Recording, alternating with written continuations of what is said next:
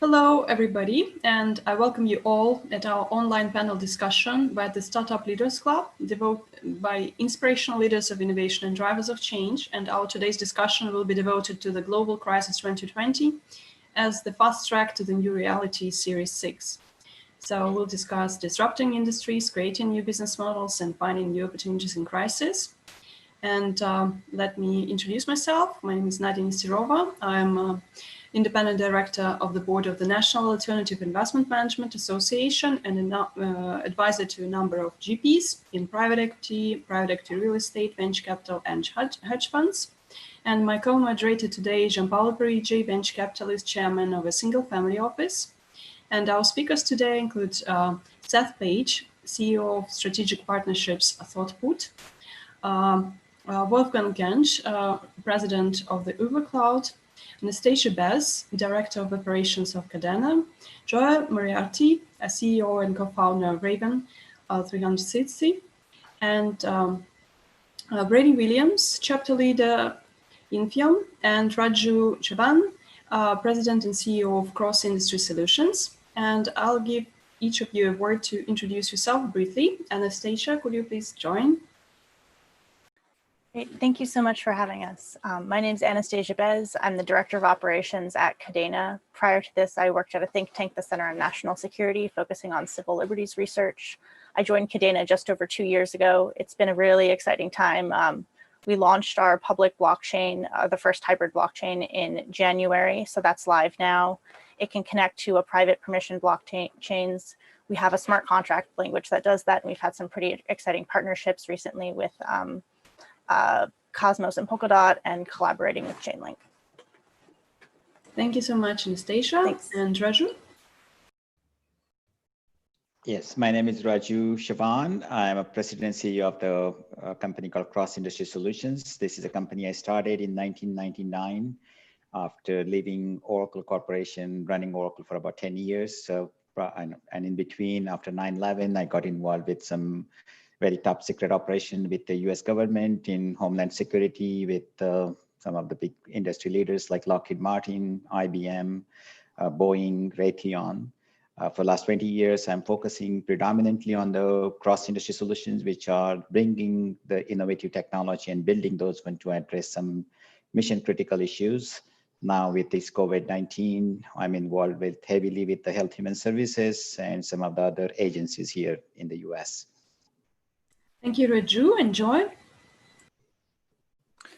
Hi, my name is Joe Moriarty. I'm the co-founder and CEO of Raven 360. Thanks so much for having me today. We are a B2B enterprise software company. We're venture capital backed and financed. What we do is we stand up cloud academies for primarily other B2B high-tech software and technology companies. We believe that every technology needs an academy experience to onboard and train customers. So we have a virtual, kind of on-demand and subscription-based platform that is for academies in the technology space to help users have a great experience learning and using technology.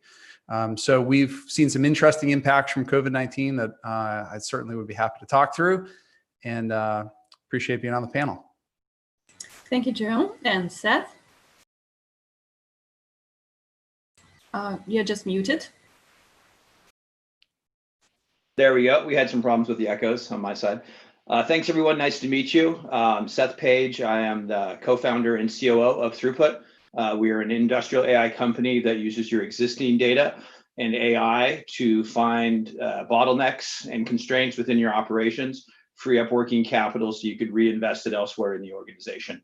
Particularly important during times like this. 8-time entrepreneur, sold 6 companies, had been an investor, an iBanker, and a private equity before that, and then 10 years as a programmer, hacker, and phreaker before that. So very familiar with all sides of the technology spectrum, the business side and the investment side. It's a pleasure to be here and look forward to the topic. Thank you so much, Seth. And Brady? Hey, everyone. Glad to be here. My name is Brady Williams. I currently work as a chapter leader here in Texas, San Antonio, and I work with Infium. Infium's basically like the global accelerator and networking focused around applying blockchain technology and other disruptive technologies with a strategy to kind of help propel those forward and become more educated and also adopted. And we look at industries like in entertainment, digital media, AR, VR, and AI, and many other focused areas. Also, of course, I'm managing director for my own business, Ship Me Tires, and we are focused around some of the larger problems and solutions that we can offer for the wholesale distribution and supply chain within the tire industry as a whole, because there's many things that we're looking at offering some positive disruption in the marketplace globally. Thank you, Brady. And Wolfgang? Yeah, thank you so much for having me here, Nadya. And my name is Wolfgang Gensch. I'm the co-founder and president of UberCloud. And in the past 30 years, I worked with scalar, vector, parallel, and grid computing environments. Sold in 2000 my first company, Gridware, to Sun Microsystems, and then moved on to cloud computing. And my latest company is UberCloud, which provides cloud with one click, which is a secure, on-demand, browser-based, self-service, what else, subscription-based platform for engineers and scientists to build, compute, and analyze their usually very complex engineering simulation workflows, very compute-intensive. And founded the company together with my co-founder, partner, dear friend Burak Yenir in 2014. And we are located, so our headquarters are in Los Altos, but we are spread quite around across the globe. And we work with customers mostly in the manufacturing, life sciences, oil and gas, energy, and financial industries. Thank you. Thank you, Wolfgang. And Gianpaolo?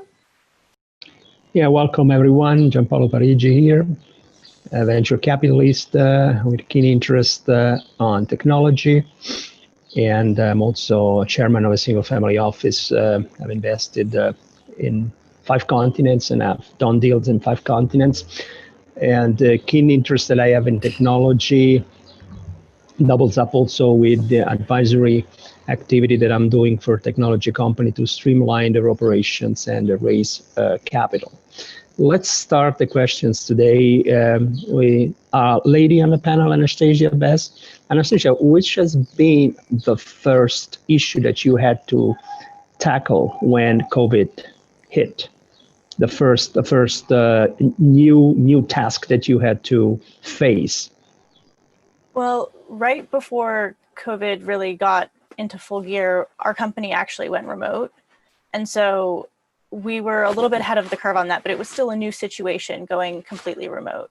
I'm glad that we had done it a little bit earlier because it allowed us to prepare, but definitely switching to that model. We had been all based in our Brooklyn office prior to launching the blockchain. We were trying to keep everyone mostly in one place so that we could do all of the collaboration and the work that we needed to do. But once we had that trust and rapport, we decided to become decentralized. But definitely that was the biggest transition. That was the most dramatic immediately. Thank you, Anastasia. Yeah, and Raju, for you?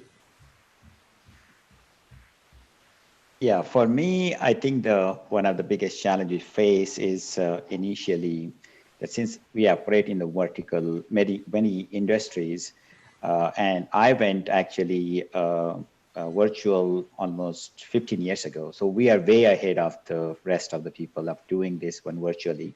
But there are some of these industries like healthcare, which we operate in, and also in the construction industry. Luckily, the construction industry here in Washington, DC, we kept all our construction activities going because we need to keep all our infrastructure going. So even though with this COVID-19, all the workers, they need to be on the ground, but it was a challenge to keep this social distancing and some of the protocols, what CDC initially told us that this is what you need to do, which is, kind of, lot of things didn't know where is this coming and how is we will be handling, but everybody learned over the period that yes, it is not happening through a purely to the kind of a touching the surface. It is, can transmit to an air. So it's a learning curve, but yes, there are people who got affected in our industry. So we need to keep them away for 14 days. But I will say 90% of our model is virtual. So only 10% like construction and healthcare workers, they need to be on site. So they were operational. So we are not significantly affected, but because of the slowdown across the board, certainly the other industries which were not prepared to accept this kind of a culture to work virtually and manage everything, through a video conferencing. So it is a kind of a quite big learning curve for most of the, our customers who we are affiliated with. So we are hanging in there with them, giving them, and we are developing as you've seen, one of the challenge in the technology sector. And since I'm coming from that background from early 80s, I developed some of the technologies way before even Microsoft was not existed. One of the issue what we faced in this video conferencing technology, that it cannot scale beyond particular point. That if you have, let's say, 1,000 people to be on a video conference, you can see a degradation happening. So I'm working on this I spent 10 years of my career in telecom industry in satellite communication. And so we are developing our own platform, which can scale to 1 million people concurrently if we need to host that kind of video conferencing without degrading the quality of the audio and video. So I'm spending my time in parallel in building those technologies on a highly scalable, that is my background, and also on the blockchain side and also on the cybersecurity side. Those are the two major areas where we are building our own innovative platform, and I'll be more than happy to talk about those platforms. Thank you, Raju. And Joy? Yeah, hi. So this is Joe Moriarty again, Raven 360. It's interesting. About a year ago, we're in the Boston, Massachusetts area. A big company bought our building called TJX, the TJ Maxx companies, Marshalls. They bought our building and they wanted a big long lease. And we're, startup venture backed, and we couldn't sign it. So we went virtual. We went 100% virtual as a company about a year ago. So we didn't have an internal disruption in the US, but we also have a 35-person engineering team in Chennai, India. And when they said everyone's got to work from home, that was a totally different story. We had people have to figure out remote work, infrastructure. That was more difficult. So internally, it wasn't big in the US. Our India team had we had a lot of work to do on that. But as a company, we stand up virtual, remote, and on-demand learning. So from an inbound lead gen perspective, we actually got busier. So that was kind of a good positive thing for us. But a lot of our customers also had some constriction. They had some issues where, they weren't sure of their cash positions. They weren't sure of what was going to happen. So where we are a recurring revenue software model ourselves, we saw some contracts change. We saw some contracts go from committed annual recurring revenue to variable monthly, just recurring revenue. So we've absolutely seen some financial impact, but we've also seen some increase in demand. So, internally we were pretty well set up. I think our customers, we've been able to support and work with. And then, luckily, although this is a terrible global pandemic, our platform is positioned quite well to help customers in, onboarding and training employees, but also now customers through this academic alliance and academic platform that we stand up for training and learning. So it's been an interesting ride, certainly, and there's been a lot of bumps that we've had to get over, but here we are and still moving forward. Thank you. Seth, did you notice any difference in the questions that the client asked of your company since COVID started?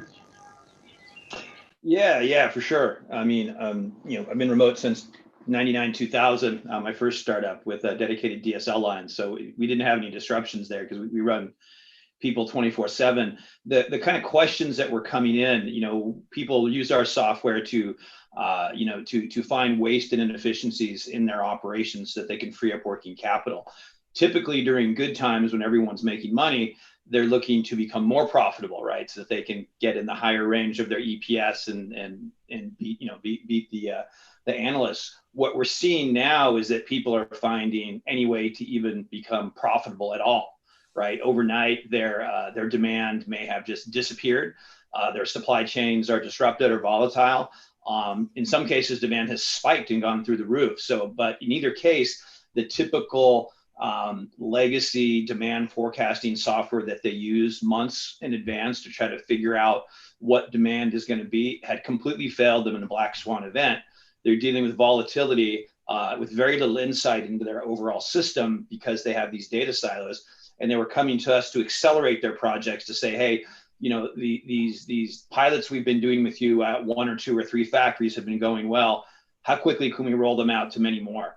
Because we need to figure out and have one system of truth for everything, and to understand what our true demand is on one side and what our true supply and transportation and logistic capabilities are on the other side. So we, like Joe has seen a boom in business. We're getting a lot more inbounds as people, again, are interested in freeing up capital so that they don't have to come in and do the mass layoffs and the mass cuts that are kind of the MBA 101 that everyone learns, the ugly fast way of doing it. And they're trying to figure out how they can keep their businesses viable. And when you're fighting for your life, people start to spend a lot smarter, and they start cutting off the fat and really focusing on what are the assets and who are the partners that provide real value to keep my operations up and running, so I can put more product and throughput, through my facility, and create more value for the end customer with a higher flow rate and fewer bottlenecks and constraints. Thank you, Seth. And Brady, would you share some of the challenges you faced and any ways out found? Yeah, I mean, it was surprising, as that, became the issue coming up back in January, early on, we noticed that there was an odd thing going on with our business throughout the line of our supply chain. We were only finding certain things available for different reasons. And really quickly, we started to see how things were growing to the problems that they were, and we saw how it bubbled. This is a problem, though, in the industry that we knew was going on, mainly because we knew that there was a big migration already, for a demand into areas that were, creating a high dependency. And so naturally, if something were to happen, I mean, it could happen, but nobody could have ever really predicted it. But we did get a taste of it a few times, like as an example, like in 2017 and also 14, when there was tariff talks. There was a big scare and things, and a lot of things happened where manufacturers were moving plants into areas where they wouldn't have to deal with that. So, I mean, you could have seen how a big problem could become an even bigger one. Now, from Infium's standpoint, it was going great. We had a venue, and it was great for our events. But what happened was after COVID-19 started killing a lot of the events that were going on, we were going to be at South by Southwest. Once that canceled, obviously we figured out we had to pivot. We had to do something different. That's where we started looking at other options. Everybody was thinking Zoom, but there's so many other identifiers that we found. So we've actually been poised to not be hit as hard, as well as in the tire industry, as another example. Based on the business model, that's actually prevented us from being hurt. Other models within the same industry are finding themselves struggling.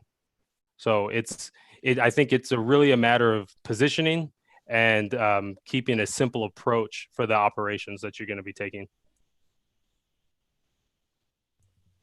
Thank you, Brady. Wolfgang, we speak a lot about the opportunities arising from situations that are completely unpredictable like these ones. And have you been thinking about some spin-offs or offshoot that you could start as a result of what we're going through? So if I were in that situation, because I mean, we just almost founded UberCloud like a few years ago, as I mentioned, I would rather work on a platform which is sitting completely in the cloud and which can be accessed from anywhere in the world to provide much more flexibility, being more agile than for the customers, the companies. Also focusing on larger enterprises, which this is more fun because they need a lot of customization. And so there's a good combination of something like, the 30-70 rule, which venture capitalists love very much, which is 70% recurring income, ARR, and 30% then NRE. In our current experience, which is still kind of a young company, which I would, if we already hadn't done so, I would definitely re-found UberCloud again, because we're really lucky. We're completely internet-based. We are a virtual company. From the very beginning, all our employees are working from home. So we just have a small office in Sunnyvale. So we're CEO and 5 other mid to high level, C-level people are sitting. But otherwise, we are sitting in several countries in Europe, like in Germany and in Turkey, and also having consultants in India. So we have to be connected virtually. That is, therefore, we haven't been hurt ourselves, but we still, because we are taking the engineers' workflow, the simulation workflow, which is very complex, usually, multi-physics, etc., input, output, pre-post, remote visualization, and you name it, right? And this is something which you really want to first fully understand before you start crafting and architecting a customer's enterprise customer's environment for these simulations. So we take the engineer's workflow, put it into a high-performance computing software container, right, which you put on the shelf, and when the engineer is coming back, wants to have a larger cluster in the cloud, then we set it up within minutes. So at their fingertips. To do that, to start that, we usually did a discovery meeting, which was usually a half day at the customer side. So which we couldn't do over the last 3 months. Right? So again, a few of the customers even postponed these activities, and I'm sure they will come back, and we are still in contact, but they will actively come back in the second half of the year. But that one was falling down. More innovative companies, though, they were increasing the number of subscriptions for these engineering software containers, the annual subscriptions. So overall, the business is still accelerating, and because it's sitting in the cloud, and there is it's very easy to add engineers. So okay, to summarize a little bit, the strongest disadvantage we saw is really the first personal meeting. Because of social distancing, we couldn't do it. And we try hard to also work remotely. And we see that quite a few of the customers are not really used to it. They don't like to do like these kind of virtual platforms. Thank you, Wolfgang. Anastasia, do you think that you will have to spend more on commercial and marketing strategies more budget of your organization towards it as a result of the coronavirus situation? I don't think so. I think that everyone being online we've had a pretty robust online community with a lot of grassroots development. And I think COVID has accelerated that because everyone's sitting at home just on their computer. So I don't necessarily, I think that the marketing may change how we do it, but because the in-person event isn't really available right now. But I don't necessarily see a budget increase. I see sort of a creativity being the thing that's going to change. Thank you. Okay, and Raju, so you work across different governments and projects, including infrastructure, real estate, medical services. What would you say is of the top priority to scale innovation to private sector as well? Sure. Looking at this, what happened in this COVID-19, that nobody in their wildest dream thought about that more than 185 countries will come to their knees to stop everything what they're doing. Everybody has to stay home. So this is like a disaster that nobody, and this is, I always tell my customer, disaster don't come and knock on your door a previous night saying that, hey, I'm going to be there tomorrow morning, just get ready for me. It comes and wipes you out. What happened in tsunami, what happened in Puerto Rico with the hurricane. So what we are preparing is not this epidemic or the challenges why we face, which is either a man-made disaster, what happened 9/11, or it's a natural disaster, what is happening with hurricanes and all those things. So what we are preparing now for what is that, and this is again, my whole career is dealing with the disasters, preparing ourselves to face those disasters. So one of the things is what we are working on now is focusing on the energy sector. You must already know that what happened in Puerto Rico a few years ago, hurricane came and wiped out the entire grid. The grid is gone, no power. Even if you're generating the power from solar or wind, but they all need to be connected to the grid. If the grid itself is gone, just think about it. Even today, what we are doing this video conferencing, if the power is not there, your laptop and everything run out of the battery, and how you charge that one. So now we are working on the next kind of a disaster, and this is what's happening over the last, many years. We are already witness the grid can be hacked by the hackers because power grid is all computerized, and they can completely, shut off the entire, like what happened in New York, what happened in Midwest, or it can happen like a disaster, what happened in Puerto Rico. So I am focusing now, for the last 2 years, or more than 2 years, I will say, of creating this independent power, off-grid power technology with the US government, with Department of Energy and some of the scientists around me. And we are developing a technology which will not depend on any sources. Like, for example, when you say solar technology, you are depending on the sunlight. And if there is no sunlight, you can't generate the amount of power from that grid or from that solar panels. And it also is limited from morning, 8 to evening 5. How you generate the solar power in the midnight? Somebody will say that, oh, we are going to, generate more power and power the batteries, rechargeable batteries, but again, there's a cost associated with that. So now we are working on the technology, which is already in prototype and is already proven.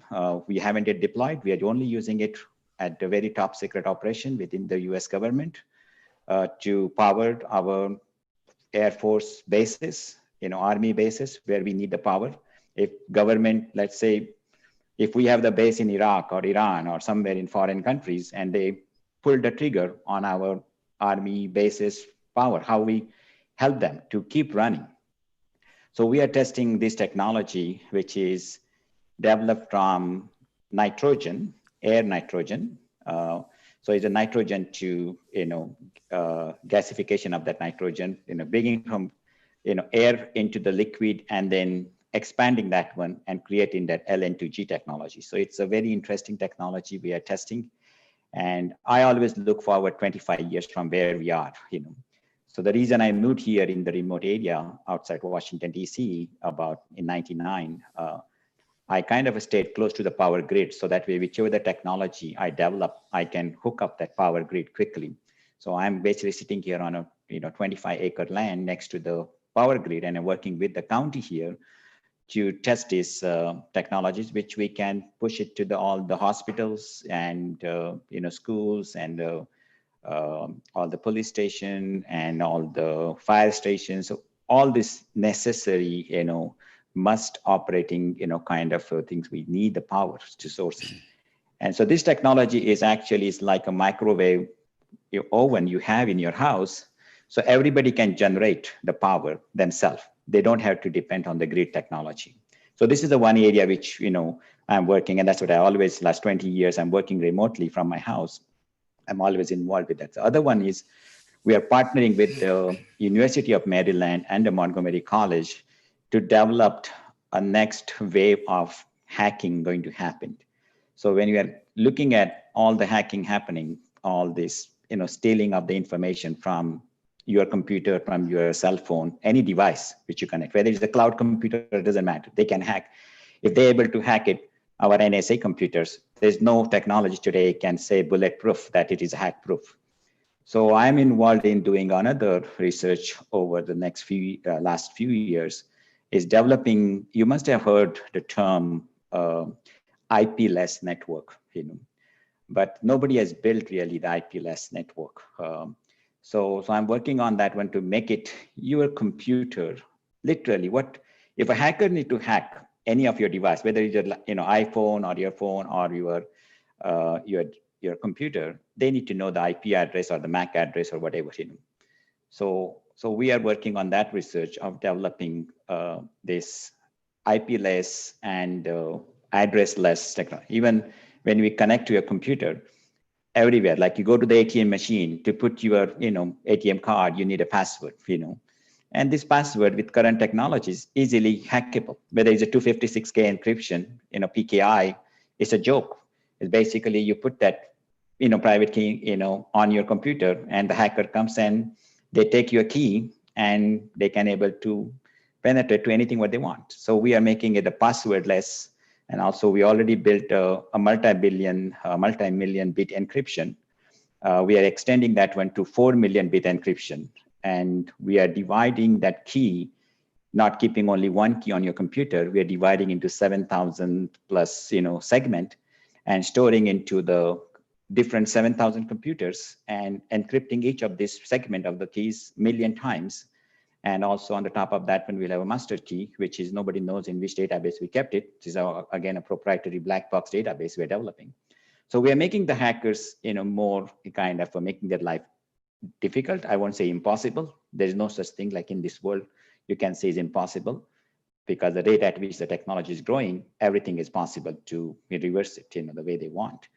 So I'm working on 3 different areas. One is on IP-less network, which is making any device disappear from the network, that you don't have to connect to typically the way we connect to the internet.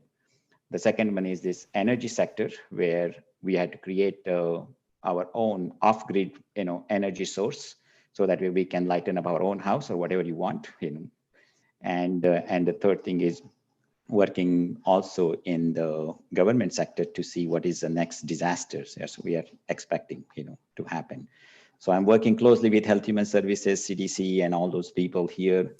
But again, working virtually is always a challenge because the culture was not there before. And I think the hard way we learned that you need to change the way we operate, the way we learned after 9/11.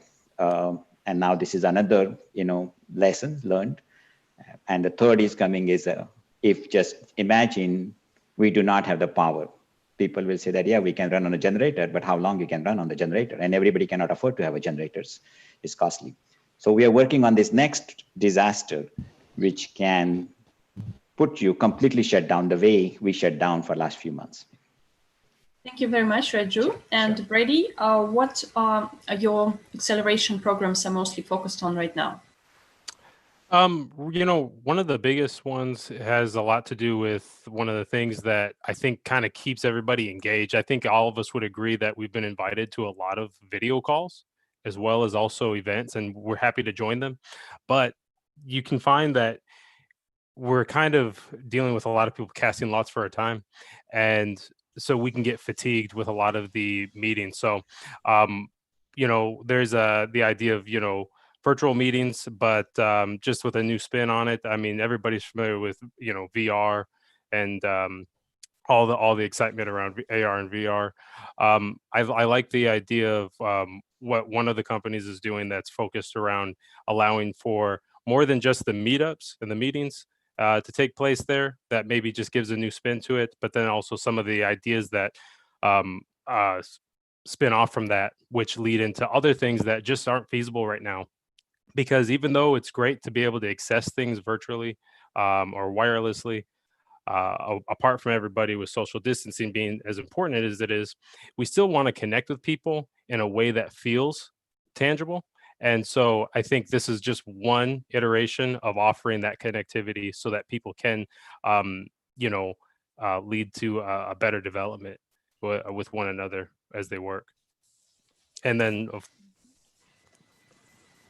Okay, I could thank you, go on Fred. about a bunch of other neat projects. Okay, perfect. And Seth, would you also share with us what are the current challenges and opportunities in terms of disruption of manufacturing with artificial intelligence technologies? What do you observe in this field now? Yeah, I mean, one of the biggest things is everyone had been talking about, Industry 4.0, industrial IoT, AI, et cetera, but it all depended on additional investment in new technologies, for example, edge devices and new sensors. Those projects are completely out the door, right? Over 90% of companies that are out there, mid-cap and large cap companies, they don't have data lakes. They're not on the cloud. They're using 10, 15, 20-year-old legacy systems and silos that sometimes are cobbled together, but they have no single truth. They have no budget for that technology. They're just trying to figure out how the heck can I even get close to the low range of my newly, my newly declared UPS. So they're looking at internally, what data do I have now, right? I've been producing data for decades. I've got, PLC systems, SCADA systems, IMS, TMS, WMS systems, ERP systems, and a dozen other acronyms that are out there depending on what you do and what part of the global supply chain you're at. So they're saying, hey, how do I pull that data together? How do I use the people I already have and actually find some gold hidden in all of this data that allows me to make my operations or my work more efficiently? And by doing that, you're freeing up working capital, you're lowering your cost, you're increasing your velocity, you're doing what you need to do. But if you're not looking at what you have now first, and you're still trying to figure out how do I throw 10,000 sensors in one of my newer factories and do a $5, $6, $7, $8 million McKinsey or Accenture digital transformation project, it's never going to work because you gotta crawl first, then you gotta walk, and then you gotta run. If you can't handle the current data sets you have in house now, there's no way in heck you're ever going to be able to handle 10,000, 100,000, a million sensors coming at you with 50 different sets of data every 150 to 250 milliseconds. So we're seeing that back to basics, understand your business, become capital efficient, and find out how to run your business more efficiently. We actually had a webinar yesterday that was extremely well attended.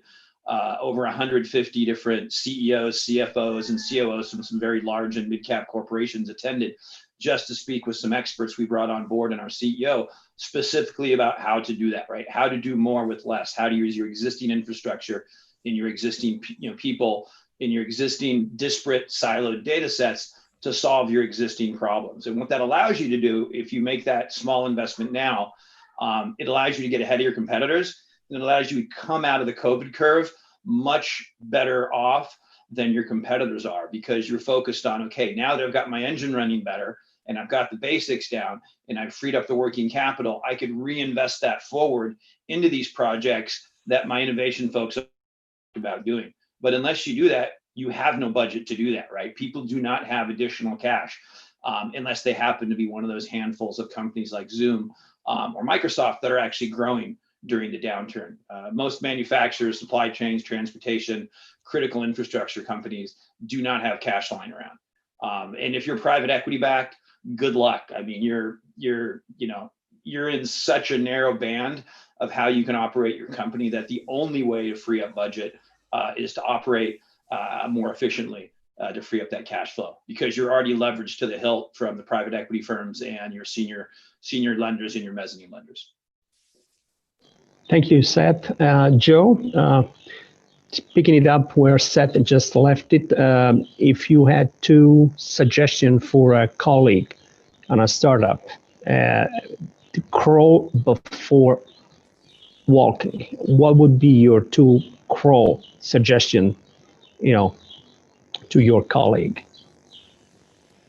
Well, I think, we're a startup software. We sell our solution, software as a service, recurring revenue subscriptions. I'd say the first thing is to invest in customer success. I'd invest really heavily in your existing customer base, really listening very, very hard to their problems, their requirements that they're looking for, how you can be extremely helpful in this period. I think that having kind of a customer success culture is super important regardless. But I think when a lot of customers are struggling, again, a lot of our customers, as Seth said, a lot of our customers have their own impacts going on. They have downturns, they have cash flow issues, they have stuff that they're dealing with. So even though in fact, again, I feel incredibly fortunate that a lot of companies have come to us because they said, look, I can't do in-person stuff anymore. I can't do customer education or training or things like that in person. So where we've been somewhat fortunate, those same customers are dealing with their own issues. So having your customer success team very in tune with your customers, empathy, understanding where they're at, that's been, I think, critical. So I think, and again, my business, which is similar, I think, to everyone's, is we all sell kind of a subscription now. I think that that's been kind of really, really important for us to focus on, is that relationship. And then it's interesting. I'm also fundraising right now too. So that is a very interesting thing to be doing right now. Number one, you've got, I think, limited partners of VC funds that are like, oh my gosh, we don't know what's going to happen. Should we even be having meetings? But there are meetings going on. So raising money over Zoom, trying to meet new investors and to talk about your value prop and your traction and the things that are happening right now is super interesting and challenging, because but you gotta, we have to keep doing it. We have to stay focused. We have to keep doing it. I think time management for us is very important. I think it's trying to understand, are people actually investing? Do they have capability to invest right now is kind of an important question. Unfortunately, you have to think through and ask.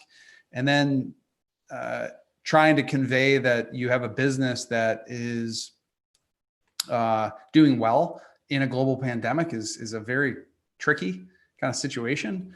But we're just kind of trying to stay focused on, again, our current customer base, trying to be engaging and understanding how we can help our customers as best we can. And then I thought there was an interesting question earlier about what do you do with marketing right now?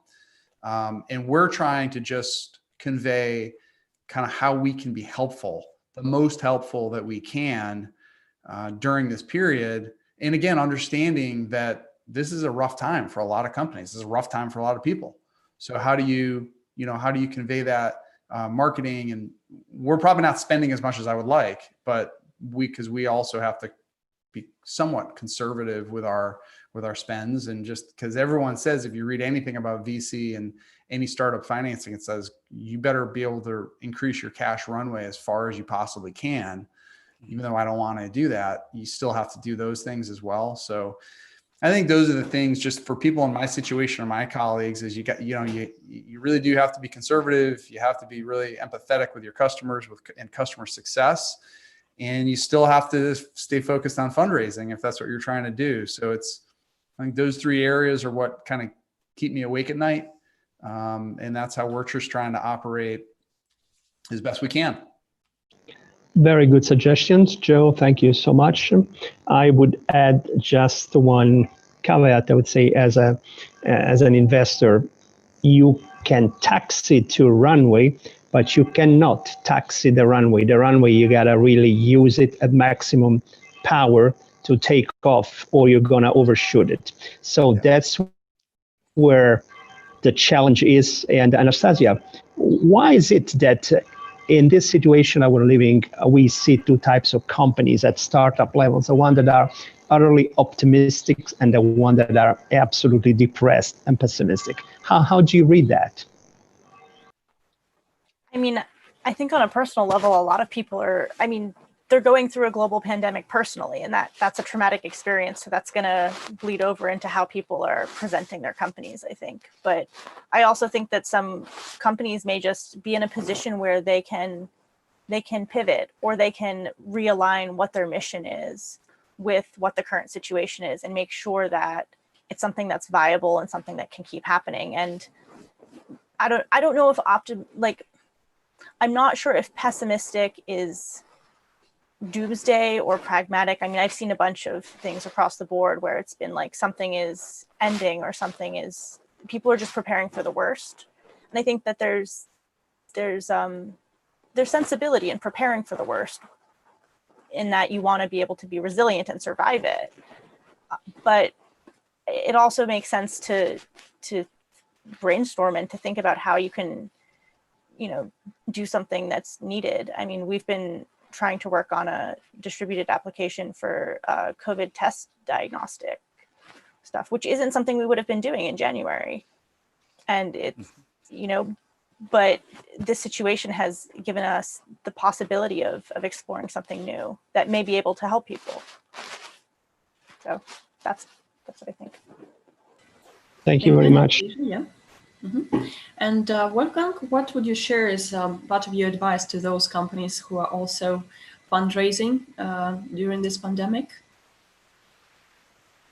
Yeah, so I mean, on the VC side, there are also a lot of challenges when they recently look at their portfolio of companies. Some are in new travel business models, for example, and others are in hospitality. And then on the other hand, others are in technology, which makes life easier for the companies, becoming more agile, etc.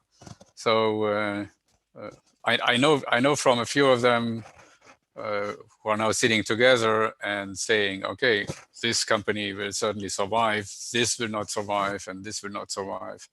So that's where they then stop basically funding or taking them to the next round.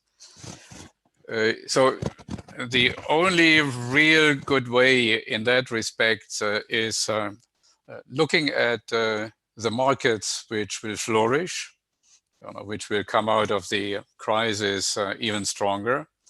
That everything which concerns dramatically more higher flexibility, as I said, agility, and also respecting social distancing, for example. I mean, we will live with it for another 12 to 18 months or so, until we hopefully have a vaccine for that. So the suggestion is really look at these more innovative technologies, markets, services, software as a service. Look at the cloud, definitely. You can read everywhere from McKinsey and many others that the cloud will get a real boost now. And what has been forecasted for 2025 will now happen already in in 2022, for example. So that's how they say it. And also, I mean, I want to just confirm or support what Joe has said. I mean, he said it all basically. You want to definitely focus on, you know, a handful of customers. Ideally, you have already a large network, right, where you can you know, knock at the different doors very early with a prototype. Ideally, you show it. You talk to a few big guys, and then they work with it, and they help you improve it. You listen to the feedback, which is very important. And still, this is not enough to go to a venture capital company, right? They are more much stricter than like 3 years ago or so. I mean, they have this ARR lower limit of 1 million, and they want to see almost a proof of an acceleration of a factor of 3 every year. So it has already been, before the pandemic, already been more challenging for startups, you know, to get into that circle of venture capitalists. Ideally, you go to these angel groups, like in Silicon Valley, there are 5 or 6 of them, where 30 angels are, you know, in one community, and they invite young startups to present, etc. Then they vote, they select, etc. So Silicon Valley is, and that's a nice thing as well. I mean, ideally, you stay in a very innovative area, like Silicon Valley, for example, or in Germany, like Berlin or Munich, where you have a culture of startups on the one hand, and angels and VCs on the other hand. So it's a very complex topic on that side. But the basics are, you have to have a good team, you have to have a great technology, your market, which you focus on, should be large enough, you have to have great relationships to basically everybody, and a few more, right? A great team of great founders, great team, etc. But these are basic rules which you can read everywhere. Thanks. Thank you very much, Wolfgang. And we are going to our final session of question. And Seth, you also wanted to comment? Oh yeah, I was just going to support what Joe had said, and really what Wolfgang had said. Having grown up in Silicon Valley, lived around the world, done many dozens of financings through 8 startups and in private equity and investment banking and VC as being an angel. You got to realize, right, 90+% of VCs have never built a company, they've never worked at a company, they've never worked at a business unit, they're financial people. So they're typically lemons, right? So if you look at VC, 80% of the returns are produced by 20% of the funds. And out of those funds, 4 to 5% of the GPs, the general partners in the entire Silicon Valley, right, which is 50% of the venture capital in the US, 5% of the GPs produce 90% of all investor returns. So most VCs do not beat the S&P 500 over a 10-year period of time. And VC's always been that way. So they're going for that moonshot, which is, to Wolfgang's point, they're going for the minimum 1 million IRR. Why? Because someone who is smarter than them said it. And that's a characteristic that they pattern matched, right? They're looking for that, tripling of growth year over year. Why? Because that's what they pattern matched while they were running their screens on their financials. So you really have to look for 2 things in VCs. One is, you have to interview them as much as they try to interview you. How old's your last fund? What's the vintage? Are you talking to the right partner? Do they have competitive deals? How much dry powder do they have, right? If they have less than 50% dry powder right now, it's a total waste of time to talk to them, because they are doubling down on whatever portfolio companies they have, looking for that 1 or maybe 2 winners that'll emerge, that'll make their portfolio return 1 or 2x net IRR, right? And if they're lucky, the 10% of them will get 3x for that fund. And that means they get more LP money in, which means they get their 2 and 20 over and over again, and they get the big Atherton house with the Ferrari and the Audi A8. But the reality is, you have to protect your small shareholders. You want to look at the newer funds or the larger funds that have just raised that have 60, 70, 80% or more dry powder left, because they're actively looking for deals. Yes, they're being more selective because most of them don't know how to run a business or start a business. They just know how to tell you what they think you should do. They always tell you to grow at all costs with every VC super cycle. And the minute it crashes like now, they always tell you to cut, and stretch it out and try to find a path to profitability. This is nothing new. This has been going on for 50 years, right? It's the same VC cycle, the same Schumpeter cycle of creative destruction over and over. So I would say focus on the VCs that are hungry, that have a lot of dry powder, particularly the younger VCs that have a new fund. They tend to be more tech savvy. A lot of them have put their own money in many cases. Some of the newer VCs, there's over 150 new VCs in the Valley that aren't just financial engineers, but they're actual startup folks or people from larger companies who have done well. And then third is to look back at your angels, right? If when you do angel or family office funding, these are people who often come from the industry that you're focused in or is adjacent to one that you're going to go into. They're domain experts. A lot of them are retired or near retirement. They have capital, they have advice, they have networks. And when time gets tough, they could really help out. So in our case, we've raised over $3 million from our angel investors. And these are the C-suites of some of the Fortune 500, some of the biggest firms around the world. And times like now, they're opening doors, they're in our product with us, they're on calls with us, they're AI experts, they're industrial agriculture experts, they're manufacturing experts. These are people who have seen the problems before there was technology to solve them. And now they're happy, in our case, that someone's using technology to solve a problem that they had to deal with by hand manually with Excel spreadsheets and simple BI tools 10, 15, 20 years ago. So fall back on people who have domain expertise, fall back on people who have an emotional connection with your company because they're used to working with you. Be wary of VCs that don't have domain expertise. They're just chasing the next hot deal, and don't even bother taking a call from anyone who's not actively investing right now. It may take more calls, calls being Zoom meetings, as Joe puts it, right? It may take more of these Zoom meetings to get to that term sheet or to get comfortable, because you have to have that level of trust. They have to find conviction, as they call it. But there are a lot of funds that are actively looking, and we've fielded well over 24 VC calls that were unsolicited, that came in from hungry VCs who are actively looking to place money. They just want to build a relationship over time. And again, as Wolfgang said, Sand Hill Road's 2 exits from my house right now, and probably 1 exit from his house. We're not taking meetings there. We're all taking meetings from our houses over Zoom or Meeting or WebEx or GoToMeeting or whatever the heck it is. Thank you very much, Seth. So it was a very good conclusion. And Joy?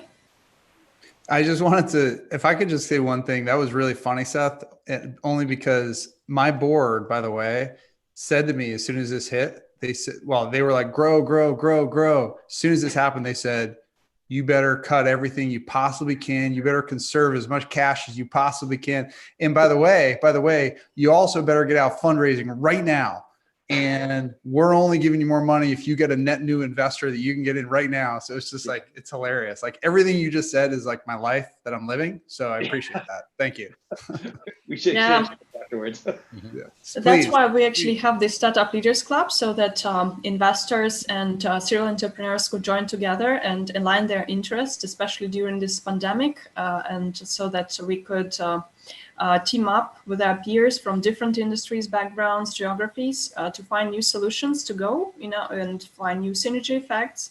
Thank you, Joy and Seth, also to find this kind of warm moment to collaborate. Actually, we are all in one boat, and we're all stakeholders on a larger scale. As you've seen, most of our participants are from global innovation and actually have gone through several crises.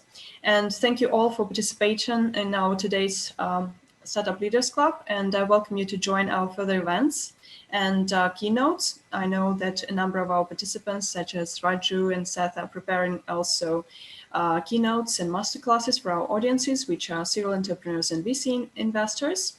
So please join our roadshows as well if you want to pitch for your project and step into new fundraising opportunities in crisis, which are mostly in Zoom, as we all having meetings with investors here.